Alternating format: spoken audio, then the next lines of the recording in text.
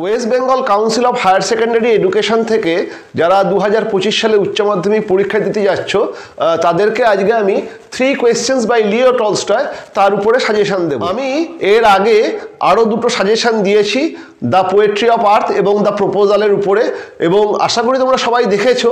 যদি কেউ মিস করে যাও তাহলে confident English with Partha sir এই ইউটিউব চ্যানেলের প্লেলিস্টে যাবে এবং সেখানে দেখবে HS 2025-এর উপর একটা প্লেলিস্টই আলাদা করে করা হয়েছে এবং সেখানেতে এই ভিডিও দুটো আপলোড করা আছে। সেই ভিডিও দুটোকে দেখে নিও, মানে তোমাদের জন্যই সাজেশন দেওয়া, কাজেই তোমরা দেখলে ভালোও লাগবে এবং তোমাদেরও উপকারে লাগবে। ওকে, দেখে নিও। 3 কোয়েশ্চেন্স বাই লিও টলস্টয়, এটা একটা প্রোজ, তোমরা সবাই জানো। প্রোজ থেকে তোমাদের মোট 4টে প্রোজ আছে এবং সেই 4টে প্রোজ থেকে তোমাদের একটা করে প্রশ্ন সেট হবে এবং তার থেকে তোমাদেরকে দুটোর অ্যান্সার করতে হবে। ইন জেনারেল আমাদের অভিজ্ঞতা বলছে বেশিরভাগ ছেলেমেয়েই 4টে প্রোজ করে না, দুটো বা খুব বেশি হলে 3টে করে। মানে আমি আমার দীর্ঘদিনের পড়ানোর অভিজ্ঞতা থেকে দেখছি যে 4টে পোয়েট্রি এবং 4টে প্রোজ থাকে এইচএসে, এবং তার থেকে প্রত্যেকটা থেকে পোয়েট্রির ক্ষেত্রেও 4টে থেকে একটা করে প্রশ্ন দেওয়া থাকবে, মানে বড় প্রশ্নের ক্ষেত্রে বলছি যেখানে 6 নম্বরের প্রশ্ন, 4টে থেকে একটা করে প্রশ্ন দেওয়া থাকবে, মোট 4টে প্রশ্ন দেওয়া থাকবে, তার থেকে দুটো করতে হবে পোয়েট্রিতেও এবং দুটো করতে হবে প্রোজেও। ড্রামাতে 3টে প্রশ্ন দেওয়া থাকবে, তার মধ্যে একটা করতে হবে। কিন্তু ড্রামার ক্ষেত্র বাদ দিয়ে, মানে ড্রামা যেহেতু দ্য প্রপোজালটাই তোমাদের পড়তে হয়, ওটাকে বাদ দিয়ে এই 4টে প্রোজ বা 4টে পোয়েট্রির ক্ষেত্রে বেশিরভাগ ছেলেমেয়েই দুটো করে করে, কারণ যেহেতু মানে দুটো থেকেই বড় প্রশ্ন উত্তর তোমাদেরকে করতে হয়, 4টের মধ্যে দুটো যেহেতু তোমাকে করতে হবে, দুটোই করে তারা তৈরি করে যায়। খুব বেশি হলে 3টে, 4টে কেউই করে না, কিন্তু 4টে করে যাওয়াটা ভালো। তার কারণ কোনবারে কি হবে এ তো কেউ বলতে পারে না। সবাই চেষ্টা করে তার ছাত্রছাত্রীরা যাতে 100% অ্যান্সার করতে পারে, তাই সব টিচারই চেষ্টা করে যে সাজেশনই দিক বা যে যেভাবেই পড়াক, চেষ্টা করে তারা যেন ছাত্রছাত্রীরা সমস্ত উত্তরগুলো তারা পায়। সেই জন্যই তারা সবকটাই পড়িয়ে দিতে চায়, কিন্তু পড়িয়ে দিলেও কি হবে, ছাত্রছাত্রীরা সবকটা পড়ে না, মানে এটা আমার অভিজ্ঞতা আমাকে বলছে। যাই হোক, আমিও চাইবো তোমরা 4টেই পড়ো এবং সেই জন্য আমি প্রত্যেকটা আলাদা আলাদা করে কেটে কেটে সাজেশন দিচ্ছি এবং মিনিমাম প্রশ্নই সেখানে রাখছি, মানে কোনোটা থেকে একটা বা কোনোটা থেকে দুটো। পোয়েট্রিগুলো তো সাধারণত একটা বা দুটো, প্রোজেরও তাই। এবং একটা গোটা বছরে 4টে প্রোজ 4x2 মানে 8টা প্রশ্ন করা, বা 4টে পোয়েট্রি 4x2 8টা প্রশ্ন করা, এবং সেই 8টা করে গেলে খুব কনফিডেন্টলি পরীক্ষা দিতে যাওয়া, সেটা মনে হয় বেশি ভালো। যাই হোক, আমি এই বিষয় নিয়ে আর কোনো কথা বলবো না, আমি সাজেশন দিতে এসেছি। আমি তোমাদেরকে 3 কোয়েশ্চেন্সের দুটো প্রশ্ন দেব মানে ইনফ্যাক্ট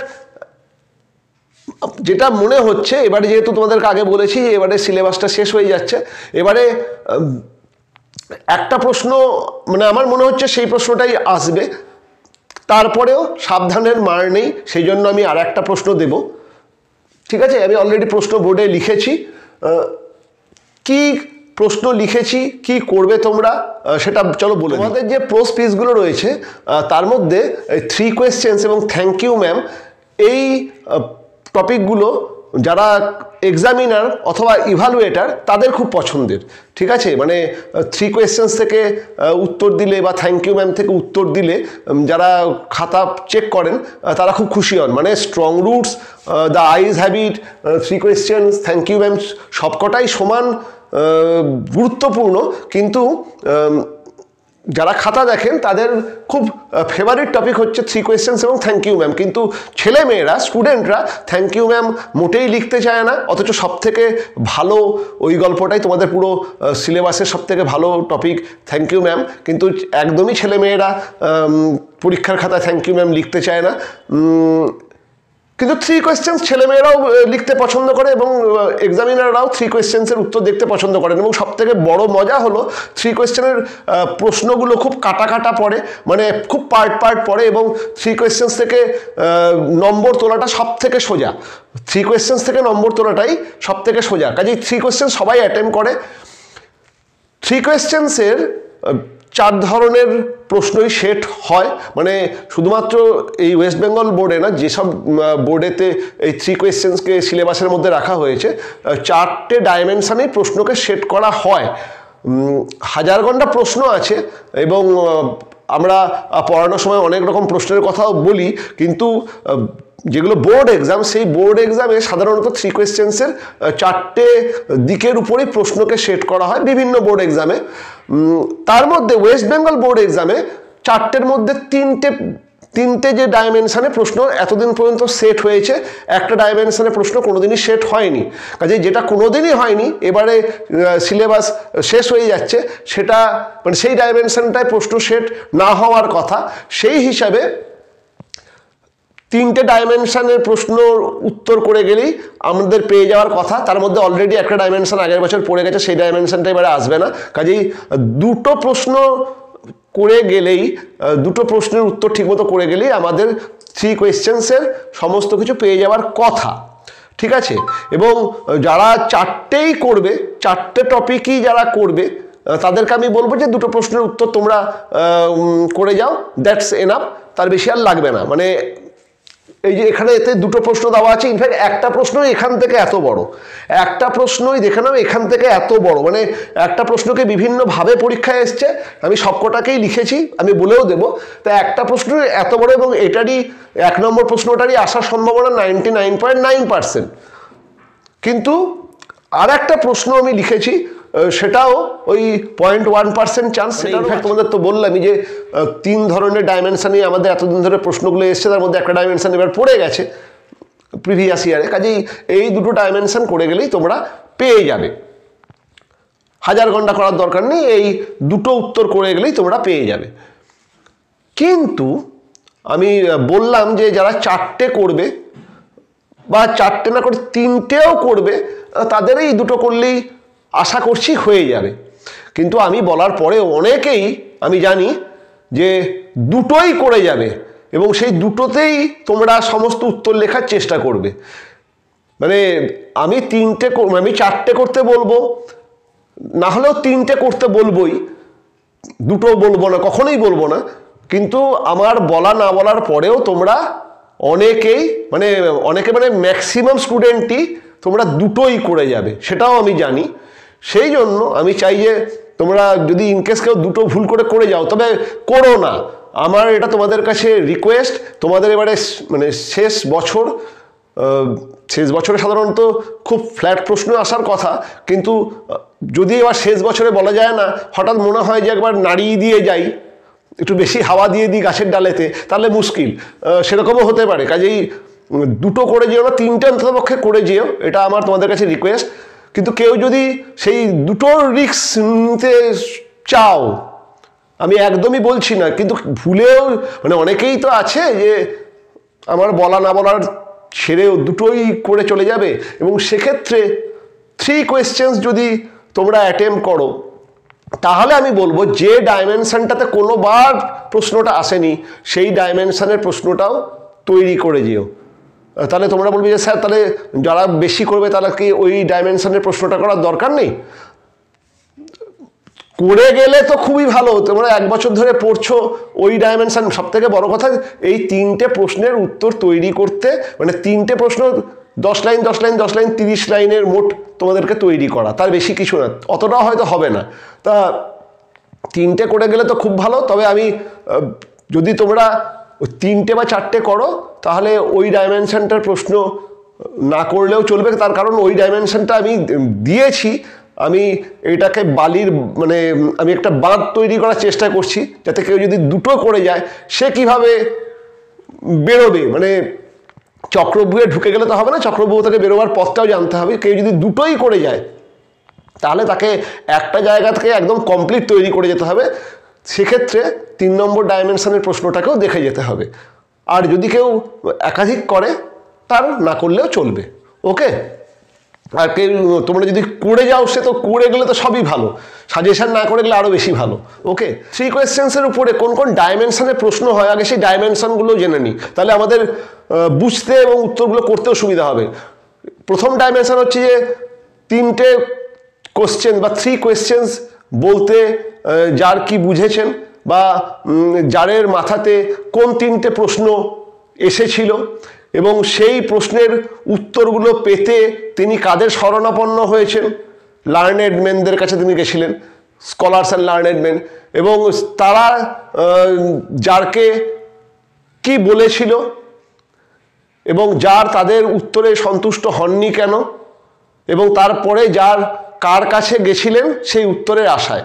এইটা হচ্ছে একটা ডাইমেনশন, যে 3টে প্রশ্ন বলতে কি বোঝানো হয়েছে 3 কোয়েশ্চেন্সে, জারের মাথায় সেই 3টে প্রশ্নের কথা এসেছিল কেন, যার কি মানে যার কেন সেই উত্তরে খুশি হননি, এবং তিনি তারপরে কার কাছে গেছিলেন, এইটা একটা ডাইমেনশন। এবং এই ডাইমেনশনটাই সব থেকে বেশিবার এসছে এবং এবারেও এই ডাইমেনশনটাতেই প্রশ্ন আসার কথা 99.9%, এই ডাইমেনশনটাতেই আসার কথা। এবং আমার প্রথম প্রশ্নটা এই এতটা পর্যন্ত এই একাধিকবার প্রশ্নগুলো পড়েছে, সেইগুলোকেই আমি সাজিয়ে সাজিয়ে লিখেছি তোমাদের সুবিধার জন্য। ওইটাই হলো 1 নম্বর প্রশ্ন।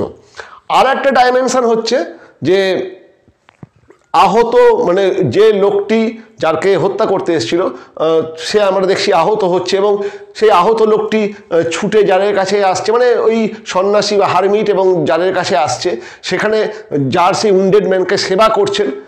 এই যে কে আহত হয়েছিল, কেন আহত হয়েছিল, কীভাবে যার তার সেবা শুশ্রূষা করলেন, এটা হচ্ছে আর একটা ডাইমেনশন। এই প্রশ্নটা এবারে মানে গত বছরে পড়ে গেছে, কাজেই এই ডাইমেনশনটা আসবে না। 3 নম্বর আর একটা ডাইমেনশন আছে, সেটা মানে আর একটা ডাইমেনশনের প্রশ্ন হয়, সেটা কি যে কেন যে মানুষটি আহত হয়েছে সেই মানুষটির রেফারেন্সে প্রশ্ন, যে কেন সেই বিয়ার্ডেড ম্যান, সেই দাড়িওয়ালা লোকটি যারকে হত্যা করতে চেয়েছিল এবং সে কি প্রতিজ্ঞা করেছিল, কিভাবে সে মানে কেন সে হত্যা করতে পারেনি, সে তো একটা ব্যাপার, সেটা অলরেডি ওই 2nd ডাইমেনশনে চলে আসছে। তা কেন সে জারের কাছ থেকে ফরগিভনেস চেয়েছিল এবং সে কি প্রমিস করেছিল, জারের কাছ থেকে সে কেন ক্ষমা প্রার্থনা করেছিল এবং সে কি প্রমিস করেছিল ভবিষ্যতে কি করবে বলেছিল, এবং জার তাকে ক্ষমা করে কি করেছিলেন, এটা একটা ডাইমেনশন। সেটা এই শেষের প্রশ্নটা আমি রেখেছি। এই দুটো ডাইমেনশন এবারের জন্য ইম্পর্টেন্ট। 2nd ডাইমেনশনটা অলরেডি গতবারে পড়ে গেছে। যে ডাইমেনশনটায় কোনোবারই প্রশ্নটা আসেনি কিন্তু সব থেকে বোধহয় ওটাই ইম্পর্টেন্ট ডাইমেনশন, সেটা হচ্ছে 3টে প্রশ্ন বলতে কি বোঝানো হয়েছে, লার্নেড মেনরা সেই 3টে প্রশ্নর কি উত্তর দিয়েছিল এবং সেই উত্তরে যে উত্তর দিয়েছিল তাতে যার খুশি হননি, তার বদলে তিনি হারমিটের কাছে গেছিলেন এবং হারমিট বা সেই জ্ঞানী মানুষটি জারের প্রশ্নগুলির কি উত্তর দিয়েছিল। মানে এইটাই সব থেকে ইম্পর্টেন্ট প্রশ্ন এই গোটা 3 কোয়েশ্চেন্সের, কিন্তু এই প্রশ্নটা কোনোবার সেট করা হয়নি। 3টে প্রশ্ন বলতে কি বোঝো, সেই 3টে প্রশ্নের উত্তর লার্নেড মেনরা কি দিয়েছিল, মানে যাদের কাছে প্রথমে গেছিলেন, এবং হারমিট যার কাছে যার শেষে গেছিলেন তিনি সেই 3টে প্রশ্নের কি উত্তর দিয়েছিলেন। ঠিক আছে, যদি এইটা কোনোবার আসেনি, এবারও আসার কথা না, কিন্তু ওই যে বললাম এবারে আমার কেমন মনে হচ্ছে যদি এটা দিয়ে দেয়, মানে যাওয়ার আগে একটু অন্য রকম, মানে কোনো একটা জায়গা থেকে তো একটা প্রশ্ন কঠিন থাকবেই, যদি সেটা এর থেকেই আসে, সাধারণত এটার থেকে আসে না, কারণ যারা প্রশ্ন করেন তারাও জানেন যে ছাত্রছাত্রীরা এই প্রশ্নটার উত্তরটা লিখতে পছন্দ করে, সাধারণত এর উপরে কঠিন রাখা হয় না, কিন্তু তারপরে বলা যায় না। কাজেই যারা ওই দুটো করে যাবে তারা কিন্তু ওই 3rd ডাইমেনশনটাকে অবশ্যই দেখে যেও। আর কেউ যদি এমনি দেখতে চাও, ওয়েল অ্যান্ড গুড, খুব ভালো, পড়ুক না পড়ুক তোমাদের তো সেই ডাইমেনশনটাও জানা হবে। ওকে, চলো প্রশ্নগুলো এবার দেখে নিই। 1 নম্বর প্রশ্ন, এবং এটাই ইম্পর্ট্যান্ট প্রশ্ন, এটাই 99.9% আসার সম্ভাবনা। কি আছে এই এতগুলো প্রশ্ন, মানে আমি দেখো মানে এক বছরে কোনোবার আমি একটা কালো কালি এবং নীল কালি করে দেওয়া আছে, মানে এগুলো প্রত্যেক বছরই আমাদের এইচএসে এসছে, মোটামুটি রেকারেন্ট এসছে, আবার পরপরও এসছে। কি প্রশ্নগুলো আবার দেখে নিই।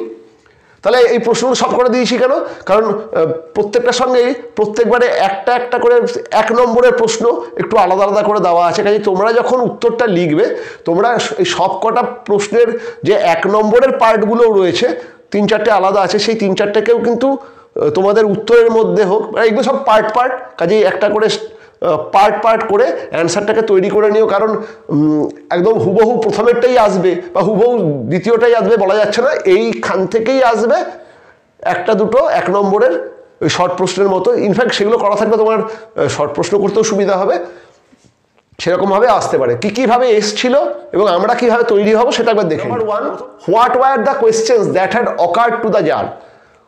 কোন কোয়েশ্চেন্সগুলো জারের মাথায় এসছিল, কি প্রশ্ন জারের মাথায় এসছিল। Why did he need correct answers to those questions, তার সেই প্রশ্নগুলোর সঠিক উত্তর জানার কেন প্রয়োজনীয়তা হয়েছিল।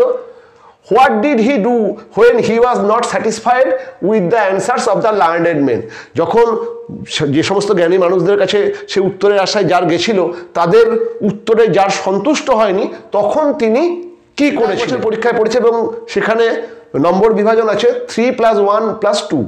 ওকে, কাজেই তোমরা এইটা মেন প্রশ্ন কি দিলাম, what were the questions that had occurred to the czar, why did he need correct answers to those questions, and what did he do when he was not satisfied with the answers of the learned men। এটা তোমরা তৈরি করছো। Second প্রশ্ন দেখো, what were the 3 questions the jar wanted to get answers of। কোন 3টে প্রশ্নের উত্তর জার চেয়েছিল। দেখো প্রথম যে প্রশ্নটি দেওয়া আছে, what were the questions that had occurred to the czar, জারের মাথায় প্রথম কোন প্রশ্নগুলো এসছিল সেই একই প্রশ্নই কিন্তু এটা, what were the 3 questions the jar wanted to get answers, কোন 3টে প্রশ্নের উত্তর জার চেয়েছিল। খালি কথাটা একটু ঘুরিয়ে দেওয়া আছে। ইনফ্যাক্ট এই সবকটা প্রশ্নই যেটা বললাম সবই একই, খালি কথাগুলো একটু ঘুরিয়ে দেওয়া আছে, কিন্তু সেম অ্যান্সার। ওকে, তোমরা এই সমস্ত উত্তরেরই একটাই উত্তর করবে, খালি যেখানে একটা করে শর্ট প্রশ্ন এক্সট্রা অ্যাড করা আছে সেইগুলোকে খালি আলাদা আলাদা করে উত্তরটা করে নেবে, নিয়ে একটাই তোমাদের উত্তর হবে এবং সেই উত্তরটা ম্যাক্সিমাম 7-8 লাইনেরই হবে, ম্যাক্সিমাম হবে। ওকে, এটারই সেকেন্ড পার্টটা কি দেখো, কি বললাম, what were the 3 questions the czar wanted to get answers of, why did he need the answers, কেন তার এই উত্তরগুলো দরকার ছিল, ওই একই যে কেন সেই উত্তরগুলো তার পাওয়া দরকার ছিল একই। Why was he not satisfied with the answers of the learned man, কেন সে জ্ঞানী মানুষদের উত্তরে সন্তুষ্ট হননি, যেটা এখানে দেওয়া আছে যে কেন তিনি জ্ঞানী মানুষদের উত্তরে সন্তুষ্ট হননি একই, খালি এখানে একটা এক্সট্রা ওই 1 নম্বরে দেওয়া আছে, whom did the tsar finally decide to consult, কার সঙ্গে জার ঠিক করলেন যে তিনি কনসাল্ট করবেন, যে তার এই উত্তরগুলো মনোপুত হয়নি, তিনি ফাইনালি ঠিক করলেন যে ওই জ্ঞানী মানুষ বা হারমিটের সঙ্গে কনসাল্ট করবেন, সেটাই তোমাদেরকে লিখতে হবে। ওই 1 নম্বর আলাদা করে একটা লাইন তোমাদেরকে লিখতে হবে। ওকে, এখানে 3 + 1 + 1 + 1 বলে এটা একবার পরীক্ষায় পড়েছে। নেক্সট প্রশ্নটা দেখো, quote unquote, all the answers being different the czar agreed with none of them, সবকটা উত্তরই যেহেতু ভিন্ন ভিন্ন ধরনের সেই জন্য জার কোনো উত্তরটাকেই গ্রহণ করলেন না। প্রত্যেকটা জ্ঞানী মানুষই ভিন্ন ভিন্ন উত্তর দিয়েছিল জারের প্রশ্নের, সেজন্য জার কোনো উত্তরটাকে তিনি গ্রহণ করলেন না। What were the questions to which the czar got different answers, কোন প্রশ্নের বিভিন্ন রকম উত্তর পেয়েছিল, সেই একই, কোন প্রশ্নগুলো জারের মাথায় এসেছিল বা কোন 3টে প্রশ্নের কথা বলা হয়েছে সেই একই জিনিসই কোন প্রশ্নগুলো জার জিজ্ঞেস করেছিল। Whom did the jar decide to consult when he was not satisfied, কার সঙ্গে তিনি ঠিক করলেন যে কনসাল্ট করবেন যখন তিনি উত্তরগুলোতে সন্তুষ্ট হননি, যেটা এই 1 নম্বরের জন্য দেওয়া হয়েছে। এই সেকেন্ড প্রশ্নে যেটা লাস্টের পার্টটা, সেই হারমিটের সঙ্গে কনসাল্ট করা, সেটা এখানে দিয়ে দেওয়া হয়েছে। Whom did the jar decide to consult when he was not satisfied. এরপরে এখানেতে আবার একটা আলাদা 1 নম্বরের প্রশ্ন আলাদা দেওয়া আছে, where did the person live whom the jar decide to consult, সেই যে লোকটির সঙ্গে কনসাল্ট করবে ঠিক করেছিল তিনি কোথায় থাকতেন, এটা একটা আলাদা। ওই একই প্রশ্নেরই একটা 1 নম্বরের জন্য একটা আলাদা প্রশ্ন সেট করে দিয়েছে। এবং what was he famous for, এটাও একটা আলাদা, যে তিনি কি জন্য বিখ্যাত ছিলেন, সেই হারমিট কোথায় থাকতেন এবং তিনি কি জন্য বিখ্যাত ছিলেন। এখানে 1 + 1 এই দুটো 1 নম্বর প্রশ্ন আলাদা দিয়েছে, বাকি 4 নম্বর সেম। এই জন্যই বললাম তোমরা একটাই উত্তর তৈরি করবে, ওই তার সঙ্গে এই যে 3টে খোঁচা দেওয়া আছে এই খোঁচা উত্তরগুলোকেও আলাদা আলাদা করে লিখে নেবে। Number 4, what were the 3 questions the czar wanted to be answered, কোন 3টে প্রশ্নের উত্তর জার চেয়েছিলেন। Why did he need the answers, এই উত্তরগুলো কেন তার দরকার হয়েছিল। Why was he dissatisfied with the answers given by the scholars and learned men, কেন তিনি ওই সেই জ্ঞানী মানুষদের দেওয়া উত্তরে সন্তুষ্ট হতে পারেননি, এটাও একবার এসছে 3+1+2 বলে। ওকে, কাজেই দেখতে পাচ্ছ এই সমস্ত প্রশ্নগুলোই একটাই প্রশ্ন এবং তার উত্তর এই একটাই হবে যে যার কেন কোন তিনটে প্রশ্ন জানতে চেয়েছিলেন, সেই তিনটে প্রশ্নর উত্তর পেয়েও তিনি সন্তুষ্ট হননি, কেন সন্তুষ্ট হননি, এই দুটোই হচ্ছে মেন জায়গা। এবং কার কাছে তারপরে তিনি সেই উত্তরটা জানার জন্য গেছিলেন, সেই লোকটি কোথায় থাকে এবং তিনি কী জন্য বিখ্যাত, এইটা একটা ডাইমেনশন এবং এই ডাইমেনশনটাতেই এবারে প্রশ্নটা সেট হওয়ার কথা। সেই জন্য এইটাই দেখো আমার ম্যাক্সিমাম বোর্ডটাকে এই প্রশ্নটাই নিয়ে নিয়েছে। আর একটা ডাইমেনশনের প্রশ্ন সেট করা আছে, এটাও দুবার পরীক্ষায় পড়েছে, একবার দেখে নি চলো। Why did the bearded man become an enemy of the czar, এই দাড়িওয়ালা লোকটি জারের শত্রুতে কেন পরিণত হয়েছিল। What did the man swear and resolve to do, এই লোকটি কি প্রতিজ্ঞা করেছিল এবং কি করবে মনস্থির করেছিল, সে প্রতিজ্ঞা করেছিল যে সে জারকে হত্যা করবে, সেটা তোমাদেরকে বলতে হবে। Why did he ask forgiveness of the tsar and what did he promise him, যখন সে আহত হয় এবং জার তাকে ট্রিটমেন্ট করার পরে সুস্থ করে তখন সেই লোকটির মনে একটা অনুতাপ হয় এবং সে আমরা দেখছি জারের কাছ থেকে ক্ষমা প্রার্থনা করে, ফরগিভনেস চায়। তা সেটাই আমাদের বলতে হবে যে why did he ask forgiveness of the tsar, সে কেন জারের ফরগিভনেস বা ক্ষমা চেয়েছিল। And what did he promise him, এবং সে জারকে একটা প্রমিসও করেছিল, কি সেই প্রমিস সেটার উত্তর তোমাদের দিতে হবে। And what did the czar do when he had gained the man for a friend, এবং সেই প্রমিসটা করার পরে জার সেই লোকটার, মানে এখানে তো দুটো প্রশ্নকে একসঙ্গে ঢুকিয়ে দেওয়া আছে, এইটা এতটা পর্যন্ত একবার এসেছিল, পরের পোর্শনটা নিয়ে একবার এসেছিল, বাকিটা সেমই ছিল, সেই জন্য আমি খালি ওই লাইনটা দিয়ে দিয়েছি।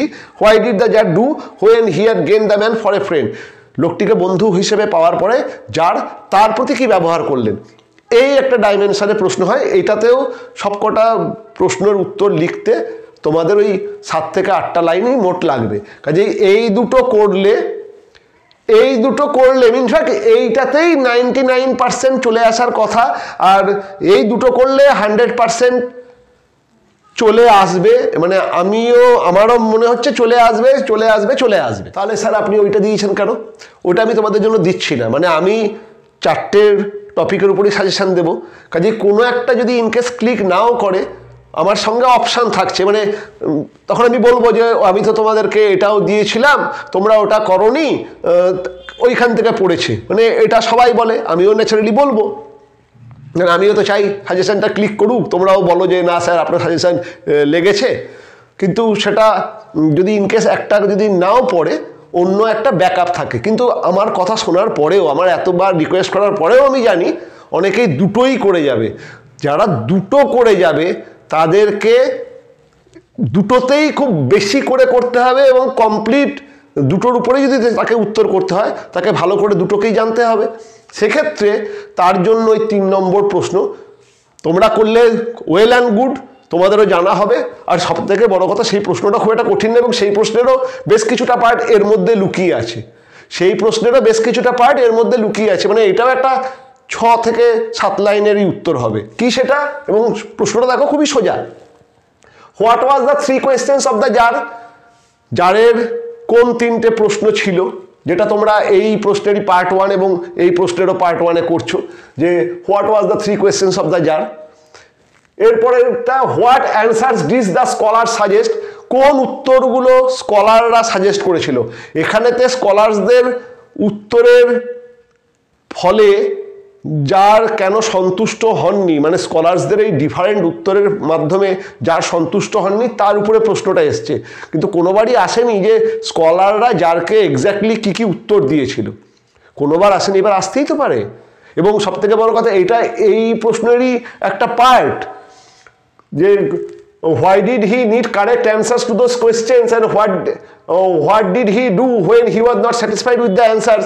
এর দুটো পার্ট দেওয়া আছে কিন্তু মাঝের পার্টটা কোনোবারই পড়েনি। সেই মাঝের পার্টটা কি, what answers did the scholar suggest. একটা স্কলার তাকে ভিন্ন ভিন্ন উত্তর দিয়েছিল, 3টে প্রশ্নের 3টে আলাদা রকম উত্তর স্কলাররা তাকে দিয়েছিল। সেই উত্তরগুলো কি, 3টে লাইনের একটা উত্তর তোমাকে লিখতে হবে, করে যেও। আর হোয়াট ওয়াজ দ্য হারমিটস অ্যান্সার, হারমিটের কাছে গেছিল, হারমিট কোথায় থাকে এগুলো এসছে, কিন্তু এই পোর্শনটা কোনোদিনই আসেনি যে হারমিটের উত্তর কি ছিল, স্কলাররা কি উত্তর দিয়েছিল সেটাও আসেনি, আর হারমিট কি উত্তর দিয়েছিল সেটাও আসেনি। এবং এই প্রশ্নটা খুবই সোজা প্রশ্ন, এই ডাইমেনশনটাই সব থেকে ইম্পর্ট্যান্ট ডাইমেনশন, কিন্তু কোনোবার আমাদের ওয়েস্ট বেঙ্গল কাউন্সিলের এক্সামেতে পড়েনি, এবার পড়তেই পারে। সব মিলে 7 থেকে 8টা লাইন হবে, করে যেও। এইটা করে মানে এটা করে গেলে এর থেকে একটা প্রশ্ন 3 কোয়েশ্চেন্সের উপরে ফেলতেই হবে। কেন ফেলতে হবে? কারণ এর বাইরে আর কোনো প্রশ্নের উত্তর হবে না, ঠিক আছে?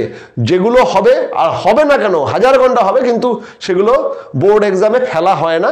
বোর্ড এক্সামে এই ডাইমেনশন ধরেই ফেলা হয়। এই জন্যই তোমরা যদি এই 3টে ভাবে করে যাও, 3টেতে মোট 3 8 24 কি 25টা লাইনের 3টে উত্তর হবে, সেটা যদি তোমরা করে যাও, তোমরা এখান থেকে যাই আসুক তাই লিখবে। ওকে, তা এই হলো 3 কোয়েশ্চেন্সের উপর সাজেশন। নেক্সট দিন আরও অন্য কোনো একটা টপিকের উপর দিয়ে দেবো, পার্ট করে দিচ্ছি। তোমাদের হয়তো মনে হচ্ছে যে একসঙ্গে দিচ্ছি না কেন, দেখছো তো মানে বোঝাতে হচ্ছে। যদি আমার পড়ানো থাকতো, তোমাদেরকে যদি আমি পড়ানোর ক্লাসগুলো করা থাকতো, আমি কি বলতে যাচ্ছি তোমরা চট করে বুঝতে পারতে, কিন্তু মানে আমি বুঝতে পারছি না যে তোমরা আমার কথাটা বুঝতে পারছো কি না, কারণ যেহেতু আমার পড়ানো নেই, তোমাদের সঙ্গে আমার অতটা আলাপও নেই, সেই জন্য আমি একটুখানি মানে এইগুলোর সঙ্গে সঙ্গে কীভাবে উত্তর লিখতে হবে সেটাও বলে দিচ্ছি। এই জন্য একটু সময় লাগছে, তবে মোটামুটি প্রতিদিনই যদি একটা করে দিয়ে দিচ্ছি, অসুবিধার কিছু নেই। এটা আজকে নিয়ে নেবো, পরের দিন 2টো একসঙ্গে দিয়ে দেওয়ার। ওকে, মানে দিয়ে লিখতে খুব বিরক্তি লাগছে, এইটা হলো ব্যাপার। তারপরে দেখো না জায়গায় কোলাচ্ছে না। যাই হোক, 3 কোয়েশ্চেন্সের দেওয়া হলো। কেমন লাগছে তোমরা কিন্তু আমাকে জানাচ্ছ না, মানে তোমরা কেমন লাগছে মানে কি, তোমরা আদপে এগুলো ফলো করছো কি না, বা তোমাদের মনে হচ্ছে যে এই মানে তোমরা তো অলরেডি তৈরি এতদিন ধরে হয়েছো, সে টিউশনের মাধ্যমেই হোক, বইয়ের মাধ্যমেই হোক, ভিডিওর মাধ্যমেই হোক, স্কুলেই হোক, তোমরা তো অলরেডি তৈরি হয়েছে, এবং আর 2 মাস পরে পরীক্ষা, তোমরাও মোটামুটি জানোই। আমার সঙ্গে তোমাদেরগুলো মিলছে কিনা একবার ট্যালি করে নিও। ওকে, দেখা হচ্ছে নেক্সট টিউটোরিয়ালে অন্য কোনো টপিকের উপরে সাজেশন নিয়ে। ওকে।